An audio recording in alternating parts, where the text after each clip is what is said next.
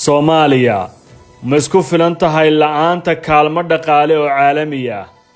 Maxaa xal u ah xukuumadda talada haysa haddii dowladaha dhaqaalaha ku bixin jiray miisaaniyadda dalka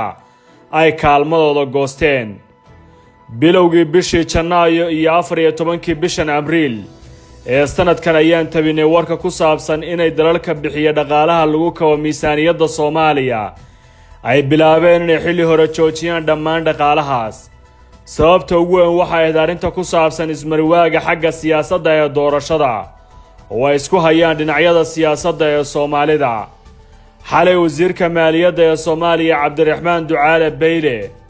waxa uu hoosta ka xariiqay in bishii Agoosto ee sanadkiina weydaartay ee 2020 dowladaha reer galbeedka iyo ururada dhaqaalaha ku kabi jiray miisaaniyadda dowladda kaalmadooda ay joojiyeen, taas oo ah arrin walwal weyn leh maadaama aynu ognahay in Soomaaliya aysan weli dhaqaale ahaan isku filnayn kana maarmi karin kabid caalamiya oo dhaqaalaheeda soo kabanaya lagu garab istaago. sida ay xaqiijinayaan khubarada sida dhow la socda hanaanka koridda dhaqaalaha dowladda federaalka, waxay rumaysan yihiin in kaalmada ugu badan ee lagu kabo miisaaniyadda dalka ay ka imaan jirtay dalalka la isku yidhaahdo reer galbeedka. qayb ahaan sida ay u kala badnaan jireen waxaa lagu qeexaa in Maraykanka oo kaliya uu bixinayay boqolkiiba 38 kabidda miisaaniyadda dowladda, midowga Yurubna boqolkiiba 23, halka ay dowladda Ingiriiska bixinaysay boqolkiiba 17. isku darka guudna waa boqolkiiba 68 dhaqaalaha lagu kabayay miisaaniyadda Soomaaliya. hadda waxay u muuqataa in miisaaniyadda ka imaanaysay reer galbeedka, gaar ahaana Maraykanka, midowga reer Yurub iyo UK ay joojiyeen. in la waayo boqolkiiba 68 ka mid ah kabka miisaaniyaddu waxa ay leedahay nabarro xanuun badan oo ku wajahan dhaqaalaha dalka ee soo kabanaya. durba khubarada dhaqaale ee la taliyaasha ka ah wasaaradda maaliyadda ee dowladda federaalka iyo mas'uuliyiinta wasaaraddu waxa ay qirayaan walaaca xooggan ee ka soo wajahan dhacdadan. 4 sano ee la soo dhaafay hanaanka geedi socodka maaliyadda ee Soomaaliya ayaa qayb ahaan la ayiidsan yahay in laga sameeyo horumar weyn, kaasoo taageero ka helay Baanka Adduunka iyo hay'adda lacagta IMF, ayna qireen in laga soo gudbiyay Soomaaliya imtixaan adag oo dhanka dhaqaalaha. laakiin caqabadaha garab socday waxaa ka mid ah 3 sano oo ka mid ah 4 sano aan la ansixin xisaab xirka miisaaniyadda, taasoo mucaaradka dowladdu ku doodaan inay tahay guuldarro xagga dhaqaalaha. sidaasoo kale Soomaaliya waxay heshay sanadihii la soo dhaafay kaalmo caalami oo toosa.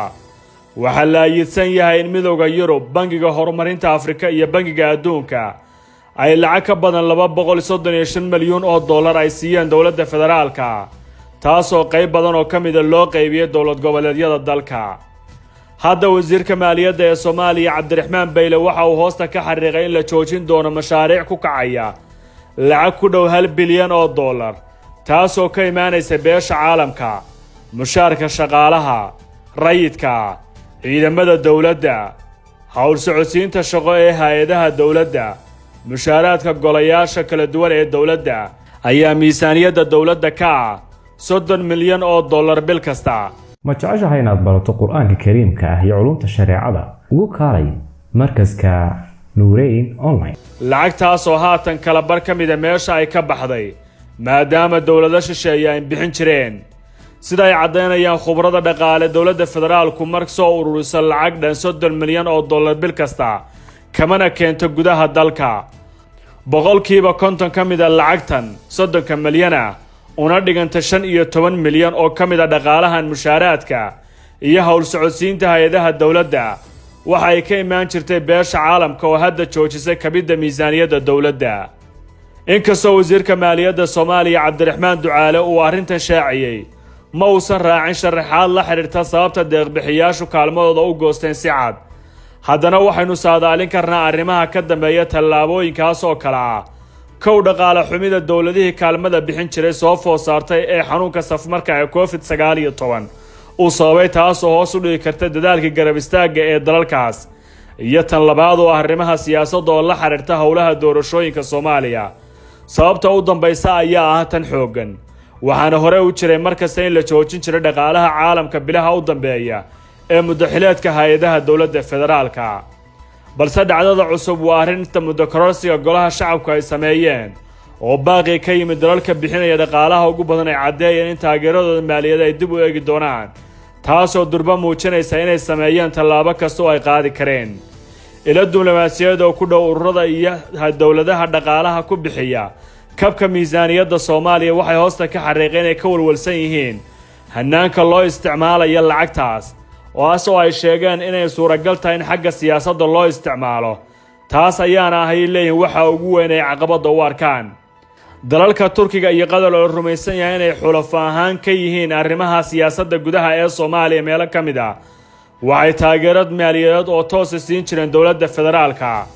laftirkooda macluumaad la helay ayaa cadeynaya inaysan bixin 2 bilood ee la soo dhaafay lacagtaas sababtana ay ku sheegeen marmarsiyo u muuqda la dhuumashada xaqiiqada gorfaynta u dambeysay ee hadal jeedinta wasiirka maaliyadda Soomaaliya waxay hoosta ka xariiqaysaa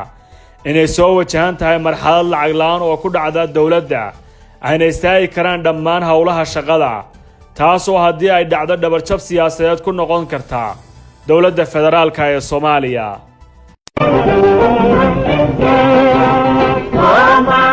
Soomaaliya